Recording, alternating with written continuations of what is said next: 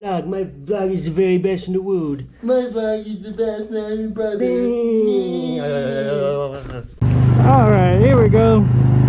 Here we go. What is up, you guys? Another day, another split. And I went to the Pomona Reptile Expo. Let's talk about it. First of all, I hope you guys are doing okay.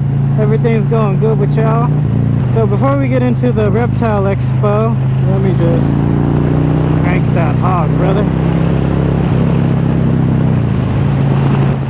So the check engine light is off of the bike now. All the codes are gone. They turned off by themselves. After that last video I did troubleshooting it. What I didn't show on camera is that I took 2 pieces of cardboard. No, actually I took that blue masking tape you get from Home Depot, and I made a little splint for the wires until I could get my hands either on a new harness. Yeah, a new Harley. Woo! A new harness, or have time to splice the wires or whatever, you know, depin it and all that. We can depin them, I think, and just, you know, cut off the bad section of wire and repin it into the terminal.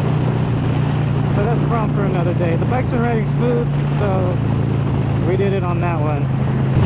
And we also have a new camera angle. Thank you to Rachel's aunt, or aunt, however you say it, who got me this GoPro accessory kit for Christmas. And I got a whole bunch of goodies up in there. A new SD card. Shout out to her. Thank you. Doubt you'll ever see this video, but thank you. Whew. Dude got a wide body, boy. Jeez, really? Go, I can't move. Thank you. So we have a different camera angle today, and hopefully this could be more like a more intimate, you know. I want to grease you up a little bit, you know. You can see me, I can see you. You can see what's going on behind me, kinda, not really. Alright, so the Pomona Reptile Expo, I wanted to go because since the last expo that we talked about where you took the bike up there, I've become addicted to snakes, and I've been watching nothing but snake and animal videos and reptile videos, and not really small animal videos, but like, you know, little reptiles, little frogs, little spiders, jumping spiders. Sheesh, that was close. So I've been indulging on that category of YouTube,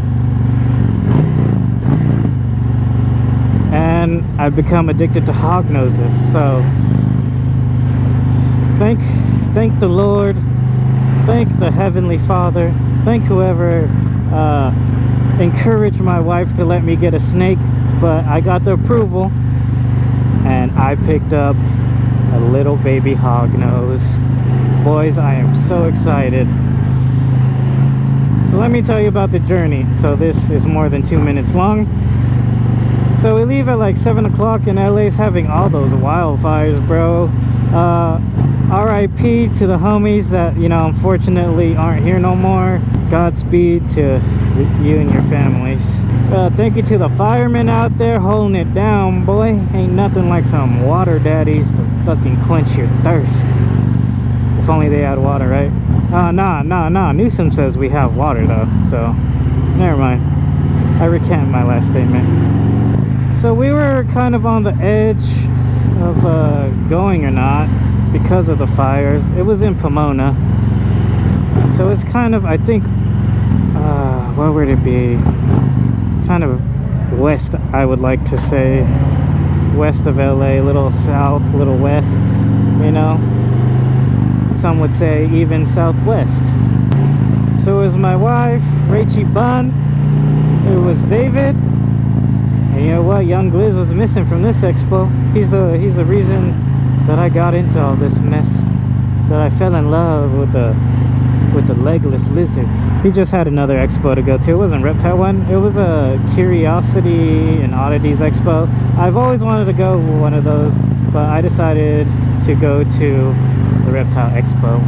We get there probably 20 minutes before before they open, so there's a long line wrapped around this little I don't know what you would call it. It's a building, but it's like a big open garage building, but it's super big, like an expo. Duh. And everybody has their tables out, their banners. You know, it's an expo, bro. I don't know how else to describe it.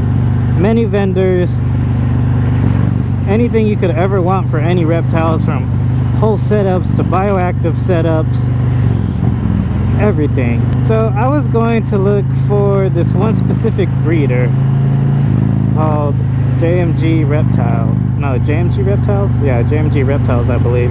JMG for short. And he sells hognoses.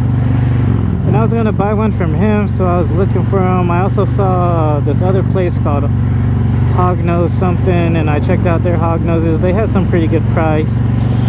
But then when I was looking, I was like, we have to look for JMG and we have to look for Snakeful Grace, because she said she was going to be there.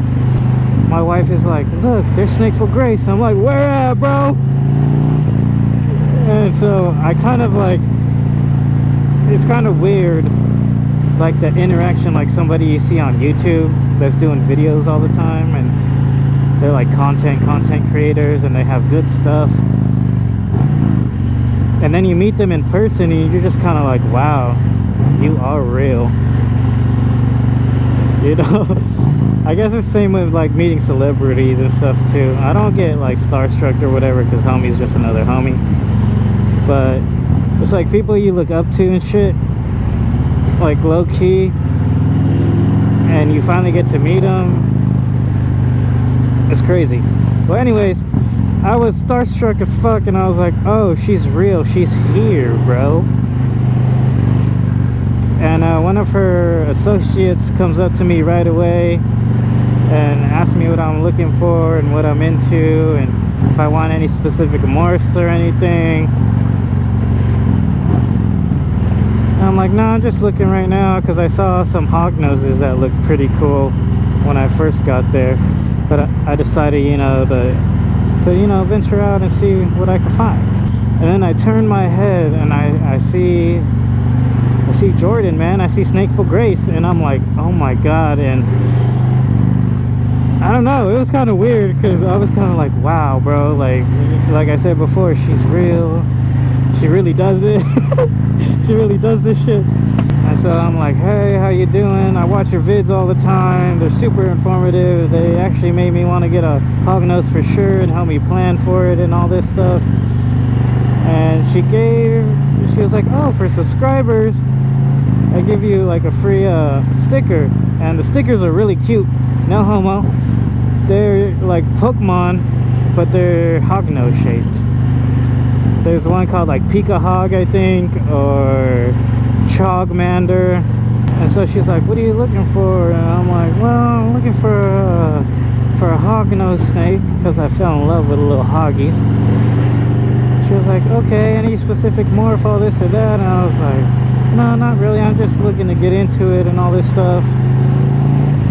And she asked me some questions like, are you interested in like if they're eating okay? Well, not eating okay, if they're eating live. I'm like, yeah, I prefer they eat like frozen thawed.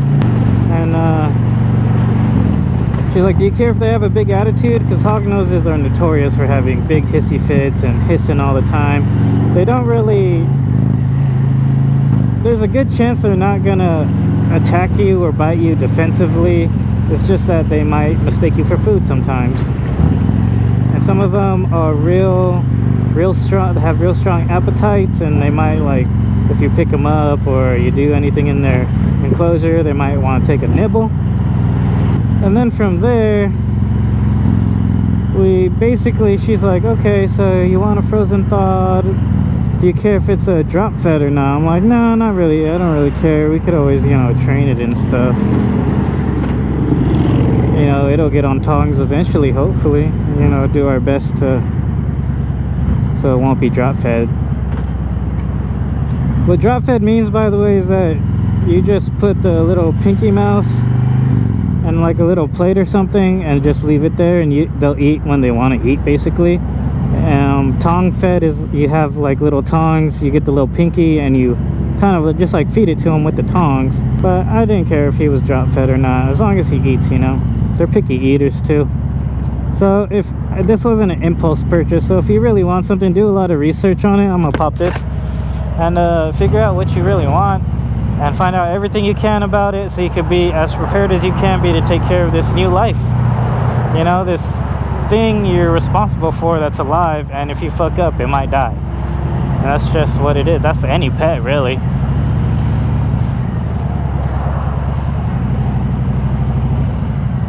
So she goes to like the corner of her little booth and she gets a hognose. He's like, this guy was hatched on 6/12/24, about 8 months old. He's a frozen thaw, drop fed baby, normal coloration, but he is het for Lucy, and Lucy is basically patternless and white. Not an albino, because albinos are red kind of pinkish, but Lucy is like, just look it up on Google or some shit and you'll see like a white snake with no pattern. So there is a chance he'll produce offspring like that if you make them, but I don't really plan on breeding my snake. I just enjoy snakes. Ooh. Gotta cool the heels a little bit. You really gonna do that, bro? He's a natural coloration, so he's brown and tan and has spots on his back and has normal hog nose appearance and all things hog. And I picked him up, I held him, and he was just like crawling around, and it was just meant to be. I'm like, I want him. He was 250 bucks, so not bad. I was at least expecting to spend around like 400 for a hognose, but she had a real cool one cool in my opinion for 250. Still kind of pricey, but I decided that it would be worth the money to support her breeding, her YouTube channel, her endeavors. And it comes with snake support, 24/7 snake support. So if there's something wrong with your snake, just hit her up and she'll help you out with your little hog problems. Take a shot every time I say hog. Buddy Dave like disappears. He goes around the entire arena of the entire snake pit, and he's over there just looking at stuff. Turns out homeboy ate a silkworm, a little crunchy silkworm from this nice Korean man who said, "Hello, white man, please put my silky worm in your mouth." And Dave was like, "Alright, don't want to be rude, let me just double down on this silk hitter." He just ate it, and I guess they're good friends now. I don't know, life is weird, ain't it? Our bond is stronger than the silkworm's silk. Thank you. So Pomona is roughly about 2 hours away from my house. So this little fella was just looking at every little thing he could. Like, even when he was still in his little container at the show, he was very curious, just looking around.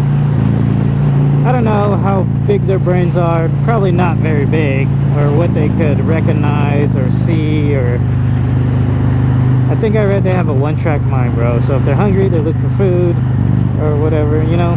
They're scared, they're scared. They can't think, oh, I wonder if he likes me. You know, they don't think about none of that dumb stuff. But he was really curious. He only burrowed a few times in his little container, but other than that, his head was popped up. He was looking around, and I was like, oh, he's gonna be a very curious snake and all this stuff. And we got him home, we put him in his new enclosure. I'll add a picture so you can see what I'm talking about, but this is the new upgraded version that I'm putting on the screen. It's not what I had before. It was the same little enclosure, but it was needing a lot more. I kind of spruced it up a bit. Now one thing I feel like I really messed up on, y'all, is his temperature, because you usually have like a thermostat that I had running into the cage to detect the heat from the heat lamp, because I wanted him to have a day and night cycle. So the heat lamp above him would represent the sun. But I noticed that he wasn't coming out at all, and I thought maybe he's just acclimating and stuff. And because when you get a new snake, you have to put it in its container and leave it alone for 7 days so it can acclimate and it can feel safe where it is. And so I was just like walking around, and they're supposed to be diurnal, which means they're out during the day. They have rounded pupils instead of the typical snake, you know, snake eyes, basically. The ones that go like a cat eye. I'm gonna pop this real quick, y'all. It's getting hot. So I was noticing that he was not coming out at all for anything, like once or twice. No, probably, yeah, maybe once or twice just to come out. And then he went back in his little burrow immediately.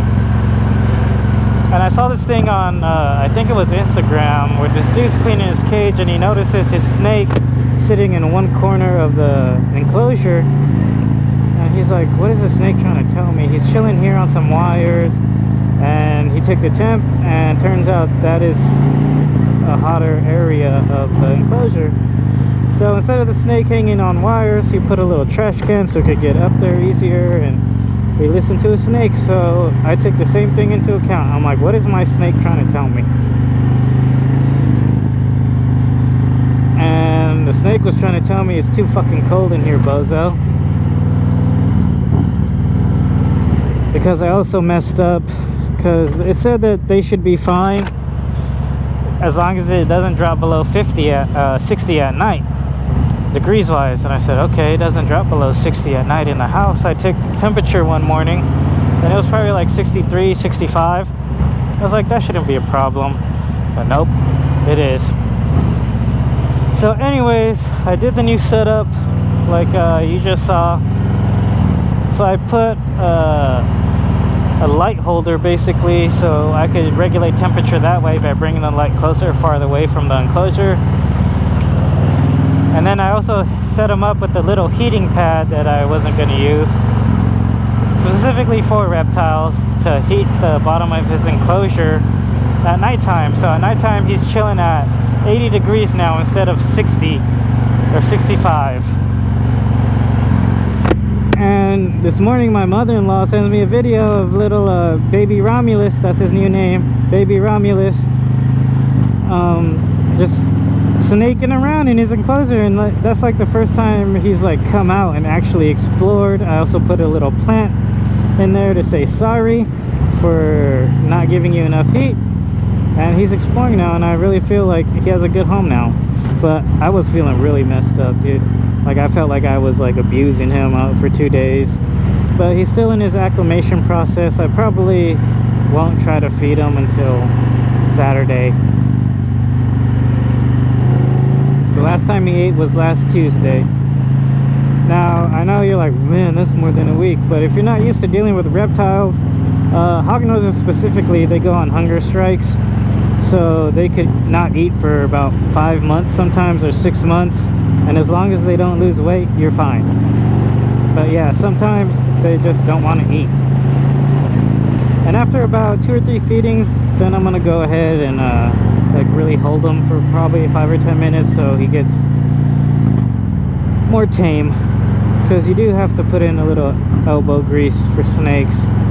They're not like a dog where you could go up to them and Caesar them like a and hit them with a and make them behave. You have to actually, you know, build trust with your snake there, and you'll be surprised. I've seen some hognose videos where the little hoggies are just chilling out, just vibing on their owners, and some of them are getting to that point, but they're still a lot hissy. And let me tell you, his original name was Hiss Boogaloo from Snakeful Grace, and he's a hisser for sure. He loves to hiss. He loves to hiss and bluff strike. What a bluff strike is that these snakes in particular, they'll pretend they're gonna bite you, but instead they'll headbutt you with their little hognose snout and give themselves brain damage. It literally, come on bro, like literally It literally looks like a little shovel. David also got like 37 million stickers from every booth, and I'm glad he enjoyed it. To be honest, I didn't think David was going to enjoy it that much, but I'm glad he did. Mr. Hargrove, if you're watching this, Dave says he's interested in a little hognose. Do with that information what you will. But I think that's gonna be it for today, you guys. Loyalty for us or loyalty to us. Godspeed, brother. I appreciate you. I hope you guys have a good rest of your day. Just remember, bro, no matter how bad life seems to get, just gotta keep smiling. Tell somebody you love them. I'll see you guys in a split. Later.